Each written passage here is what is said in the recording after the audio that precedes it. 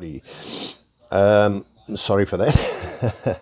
I'm going to start off this video with the same two things as the other videos that I've done. Number one is this is a series of videos, and it's best for you to go and watch the videos from number one through to where we are now at, I think, is video number 3. It might get a little bit confusing if you don't watch the videos in sequence. Then number 2 is a very important point. One of the reasons that I'm making this video is because we are being deceived. We're being deceived by politicians. We're being deceived by the media. We're being deceived by social media, all of those things. And so I'm asking you guys, do not trust and blindly just listen to what I'm saying in this video and take it for fact. Go and do your research. Don't believe what I'm telling you. Go and do the research on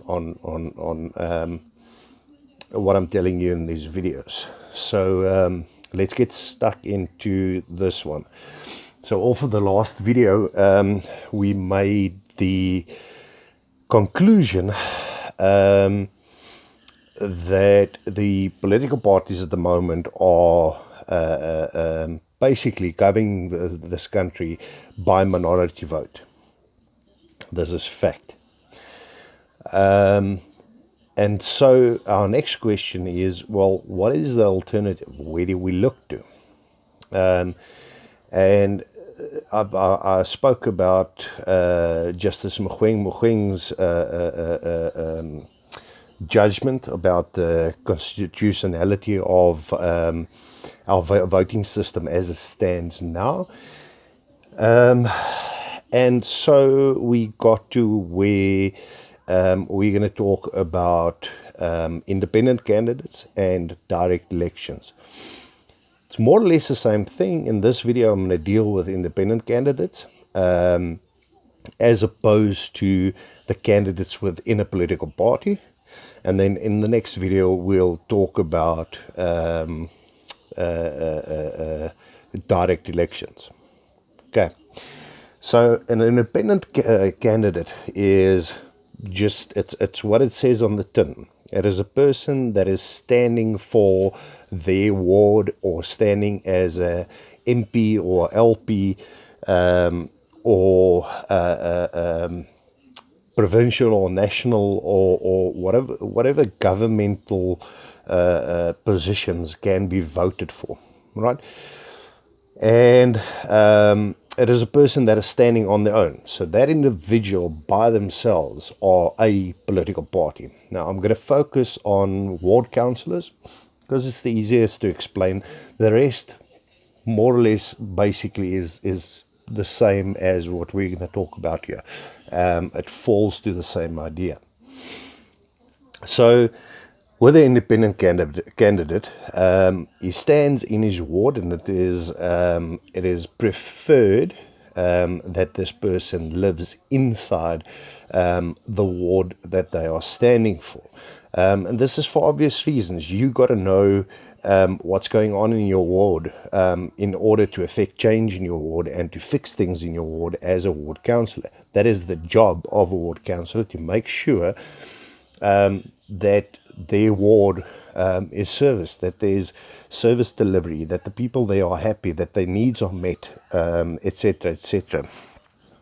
From government's perspective, you are the link between the people and local government or national government, and that is the only link to the ground, because you don't get the mayor that often walking around on ground level in the communities looking at what's happening.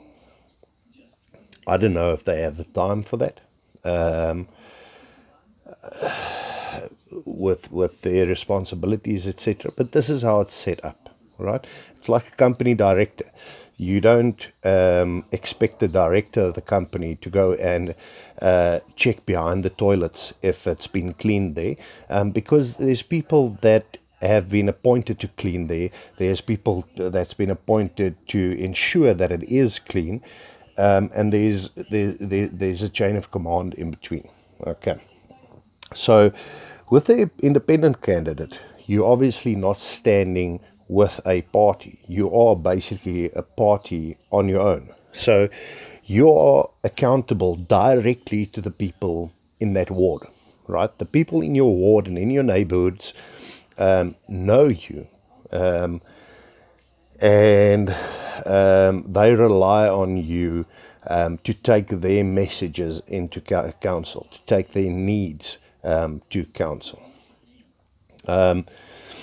The opposite of that is the political party ward councillor. Now, within the political party, they have their own structures. They nominate people themselves. It's not nominations, but it's made by you and me. And pretty much with an independent candidate, if they don't work their butt off to make sure that their ward is properly serviced, then that independent council is gone. They don't have a seat anymore, they're gone. On the political party side of things, it gets a little bit more complicated, because you have to remove the political party to remove the person. You cannot just remove the person. Okay, so they protected within their little clique. Is it starting to sink in and make sense why it would be better to have an independent candidate in the seat? Now let's go to the council itself. Right. If we have 3 different political parties sitting within a council, right, we only have 3 opinions. Okay? You might have 50 seats within the council, but you have only 3 opinions within that council when it comes to a vote. Why?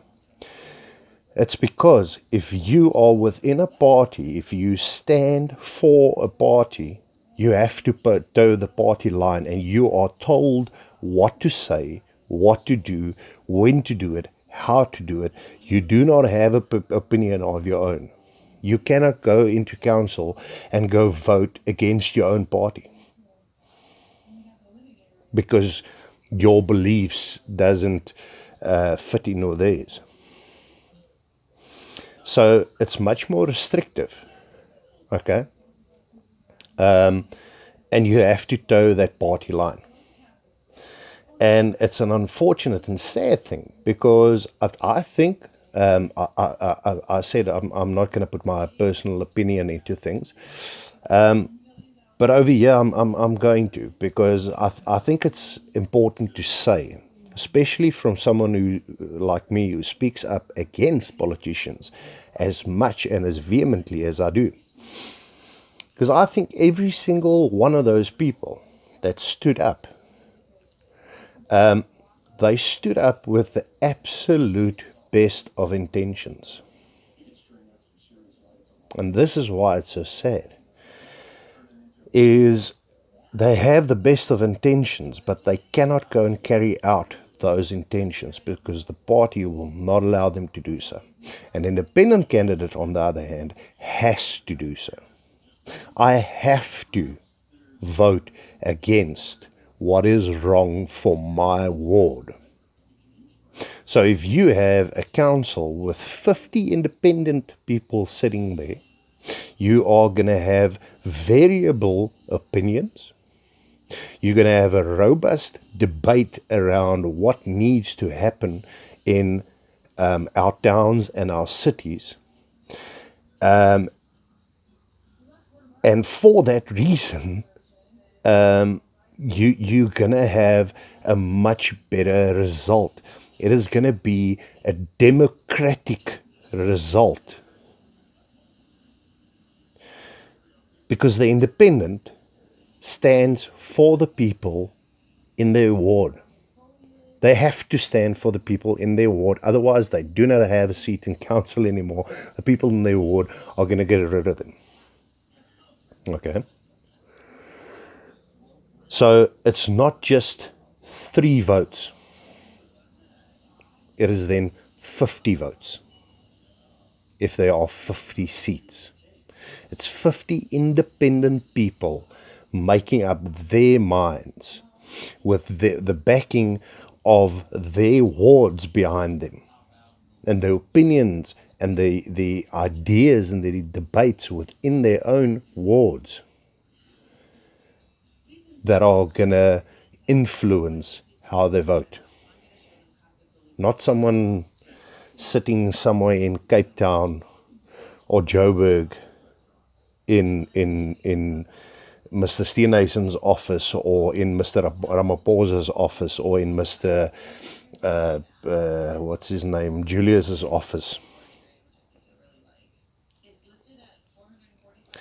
So the further I get with these videos, I don't know if this is a revelation to you that's watching, and if it is helpful.